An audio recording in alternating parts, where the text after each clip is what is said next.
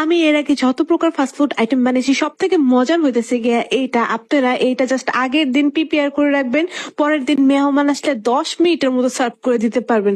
আর এইটা বাচ্চাদের টিফিনের জন্য বেস্ট একটা আইটেম, খেতে খুবই খুবই খুবই মজা, মানে মুখে লেগে আছে এত বেশি মজা। বাসায় মাত্র 1 পিস চিকেনের ব্রেস্ট পিস ছিল, আর ওইটা দিয়েই আজকে আমি এই পিজা বাইট গুলা বানাবো। প্রথমেই চিকেন গুলোকে একদম ছোট ছোট করে কেটে নিয়ে তার ভিতরে দিয়েছি 1 কিউবের মতো আদা রসুন বাটা, দিয়ে দিয়েছি 1 চা-চামচের মতো লাল মরিচের গুঁড়া। তারপর এখানে একটু ফিশ সস আর ওয়েস্টার সস দিয়েছি। ওয়েস্টার সস আর ফিশ সসটা দিলে চিকেনের স্বাদ একদম অন্য লেভেলে চলে যায়। তারপর দিয়ে দিয়েছি পরিমাণ মতো লবণ। লবণটা একটু বুঝে দেওয়ার ট্রাই করবেন, কারণ প্রত্যেকটা সসেই কিন্তু লবণ আছে।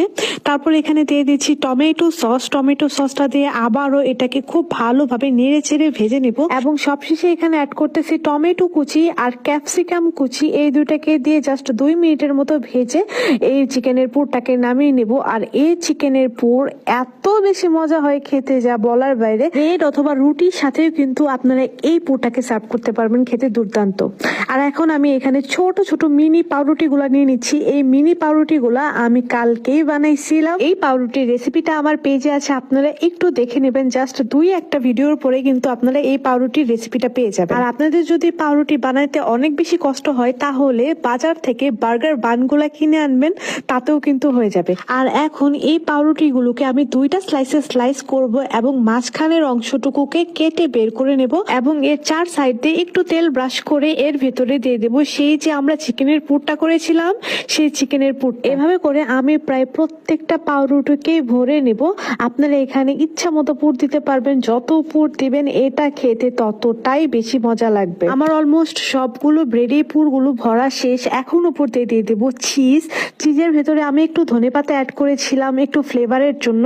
যাই হোক, চিজগুলোকে দিয়ে এটাকে এখন ওভেনে দিয়ে দিব। জাস্ট 6 থেকে 7 মিনিটের মতো এটাকে 160 ডিগ্রি সেলসিয়াসে বেক করে নিলেই হয়ে যাবে মজাদার পিজা বাইট। আপনারা চাইলে এটাকে যে কোনো হাঁড়িতেই কিন্তু সেঁকে নিতে পারেন। জাস্ট চিজটা গলে যাওয়া পর্যন্ত ওয়েট করবেন, তারপরে চুলা থেকে নামিয়ে নেবেন।